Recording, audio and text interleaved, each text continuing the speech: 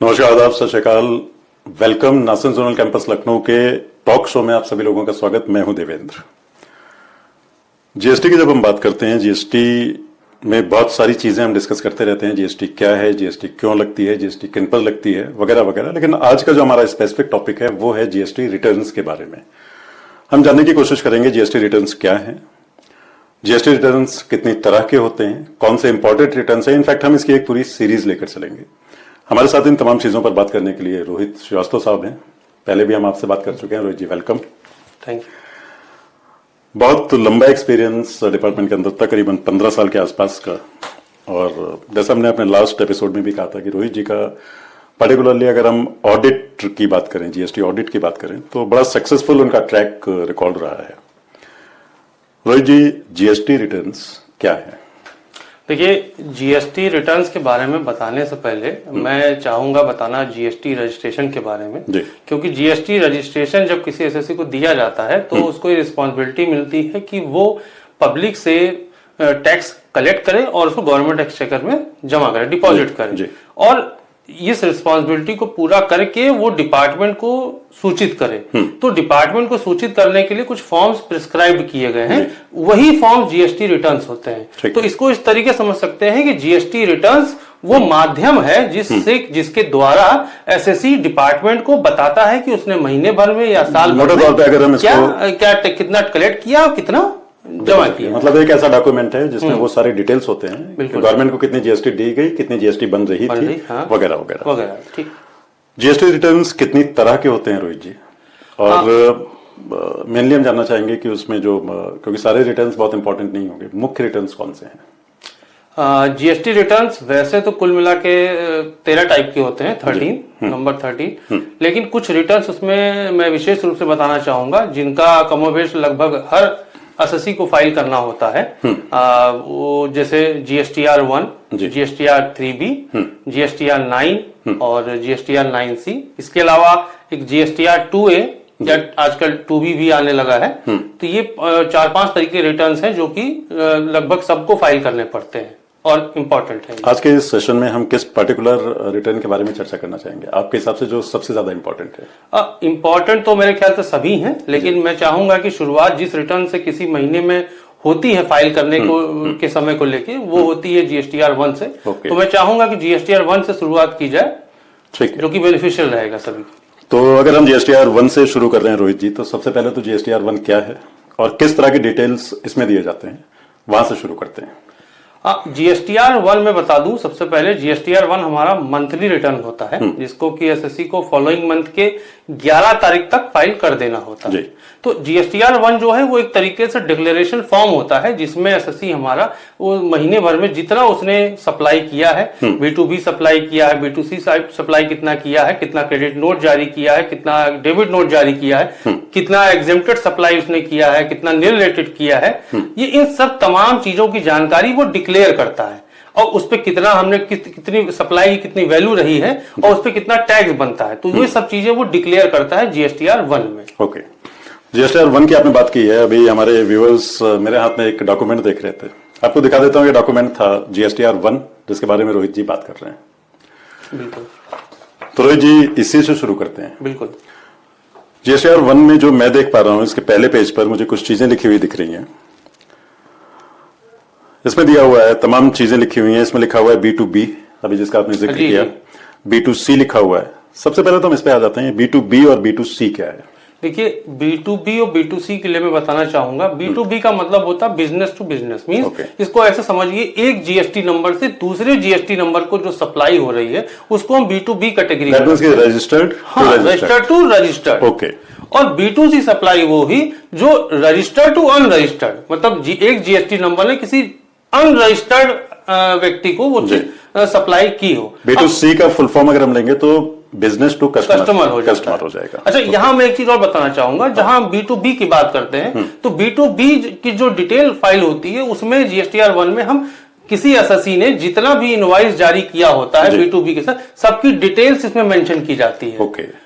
तो B2B में पूरा डिक्लेरेशन होता है जीएसटीआर 1 में कि किस एसएससी को कितनी एक जीएसटी से दूसरे जीएसटी को कितना सप्लाई हुआ, उसमें सारी इनवॉइस की डिटेल होती है। इवन इनवॉइस का नंबर, डेट, अमाउंट, कौन सी कमोडिटी है, वो सारी चीजें इसमें मेंशन की जाती है। मैं यहाँ पर एक चीज और देख रहा हूँ, यहाँ पर लिखा हुआ है क्रेडिट नोट और डेबिट नोट। जी, ब्रैकेट में लिखा हुआ है रजिस्टर्ड। अपने व्यूअर्स को हम बता दें, अगर आप जीएसटीआर 1 उठा के देखेंगे तो आपको पहले पेज पर लिखा हुआ मिलेगा, सबसे नीचे credit oblique debit notes registered.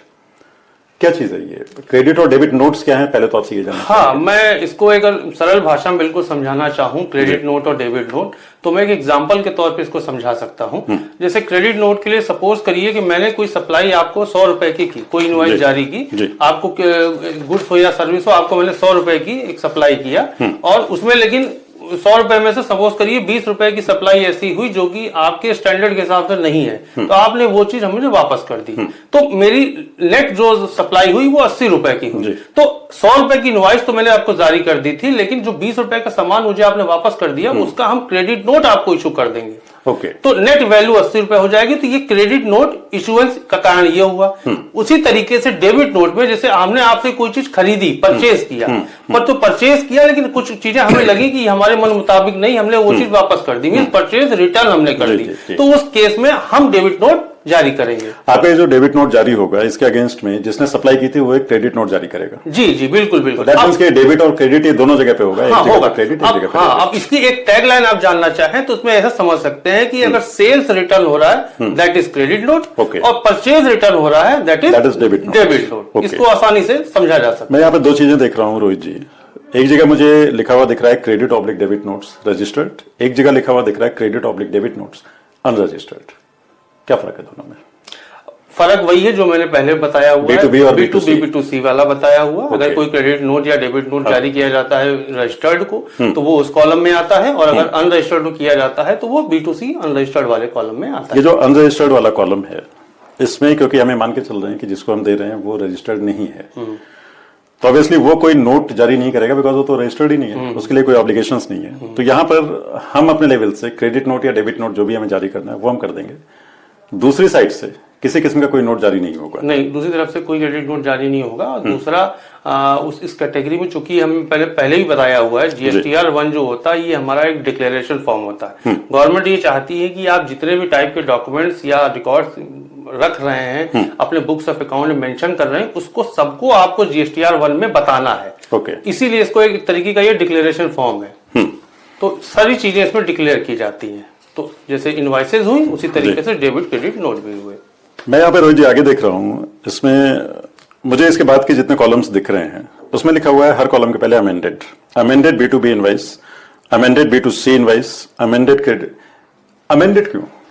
Amended देखिए, जब कोई बिजनेस करता है तो एक स्टैंडर्ड सिचुएशन हमेशा नहीं बनी रहती है। कभी कभी क्या होता है, किसी को कोई सामान कोई सप्लाई किया गया और उसमें कोई किसी का जीएसटी नंबर चेंज हो गया, गलती से गलत हो गया, उसमें नहीं सही हुआ, या इस टाइप की कोई क्लरिकल मिस्टेक हो गई या अमेंडमेंट कोई करना पड़े, तो इसके लिए गवर्नमेंट ने एक मौका दिया है कि आपने जो इनवॉइस इसमें मेंशन किया अगर उसमें कुछ चेंज हुआ है, वैल्यू में चेंज हुआ, गुड्स में चेंज हुआ, तो उसको आप अमेंड कर सकते हैं। आप अमेंड अपने बुक्स ऑफ अकाउंट्स में करें, लेकिन उसको जीएसटीआर 1 में भी बताएं। मैं अपने व्यूअर्स को बता दूं जो पुराने टाइम से देख रहे हैं, जिस वक्त सेंट्रल एक्साइज का जमाना हुआ करता था, उस जमाने में सेट ऑफ इनवाइसेस इशू होते थे जी, 4, 5 या 6 में एग्जैक्टली रिकॉल नहीं कर पा रहा हूं, लेकिन आप जो अमेंडमेंट एक इनवाइस में करते थे वो आप सारी कॉपीज में करते थे जी। आज की तारीख में आपका बायर आपसे सामान लेकर चला गया जी, आपने यहां पर अमेंडमेंट कर दिया जी। उसकी कॉपी में अमेंड कैसे होता है?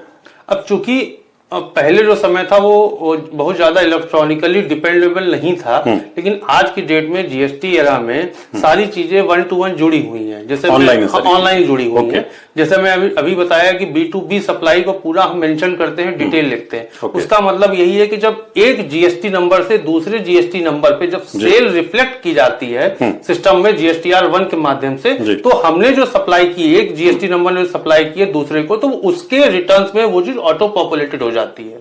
मतलब मोटे तौर पे जो रोहित जी कहना चाह रहे हैं, अगर मैं उसको और सिंपल भाषा में एक्सप्लेन करना चाहूँ तो दैट मीन्स कि सारी चीजें ऑनलाइन है। जो चीज आप यहाँ पर अमेंड करेंगे वो ऑटोमेटिकली आपके बायर के अकाउंट में अमेंड हो जाएगी। ओके, आज हमने बात की तमाम बातों के अलावा रोहित जी हमने स्पेसिफिक बात की जीएसटीआर 1 पे।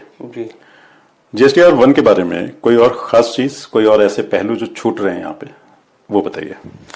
GSTR 1 में अधिकतर चीजें मैंने बता दी हैं, लेकिन इसके अलावा भी कुछ चीजें ऐसी हैं जो कि जैसे GSTR 1 तो मंथली फाइल होता है, फॉलोइंग मंथ की 11 तारीख को होता है, लेकिन कुछ कैटेगरी ऑफ एसएससीज ऐसा होता है जिनके लिए क्वार्टरली फाइल करने की भी सुविधा होती है, उसके बारे में बता। हाँ, सेम रिटर्न। उसको एक स्कीम होती है QRMP स्कीम, मतलब quarterly return monthly payment scheme.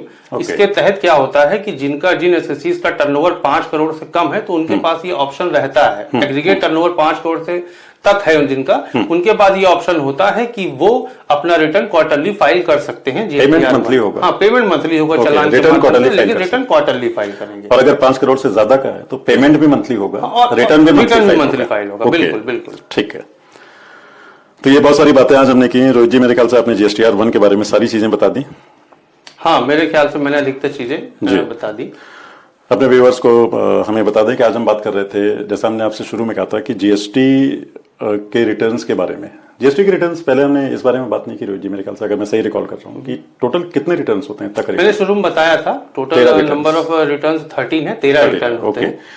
तो हम इसको एक सीरीज मान के चल सकते हैं। आज हमने GSTR 1 के बारे में बात की, हम फिर रोहित जी को तकलीफ देंगे और हम इनसे बाकी रिटर्न्स के बारे में बात करेंगे। 12 रिटर्न्स अभी और बाकी हैं। ये एक चक्रव्यूह है रोहित जी, आपने पहला दरवाजा तोड़ा है, 12 और बचे हुए हैं। बिल्कुल। हमें उम्मीद है कि हमारे व्यूअर्स को आज का ये सेशन अच्छा लगा होगा। आप ये समझ पाए होंगे कि GSTR 1 क्या होता है, क्यों होता है और उसमें किस तरह के डिटेल्स होते हैं। उम्मीद है आपको ये चीजें पसंद आएंगी। हम अगले सेशन में आएंगे तो हम GST के अगले रिटर्न के बारे में बात करेंगे। रोहित जी, बहुत बहुत शुक्रिया आपका, थैंक यू वेरी मच। अपने देखने वाला को बहुत बहुत शुक्रिया, थैंक्स अ लॉट।